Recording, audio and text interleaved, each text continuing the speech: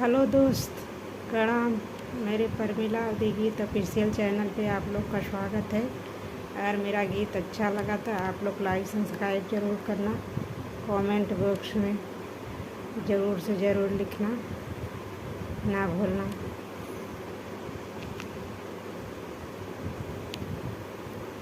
बिछिया मारी दिहल से बिचलिया अंगूरिया में, बिछिया मारी दिहल से बिचलिया अंगूरिया में।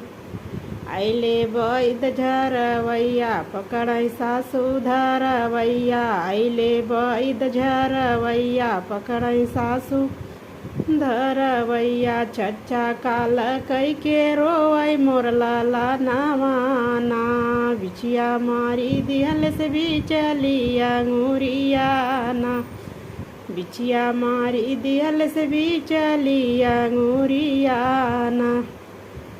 अइले बैद झरवैया पकड़ै जेठनी धरवैया, अइले बैद झरवैया पकड़ै जेठनी धरवैया। चच्चा काल कई के रोवै मोर लाला नवाना, बिछिया मारी दिहल से बिचलिया अंगूरिया ना, बिछिया मारी दिहल से बिचलिया अंगूरिया ना।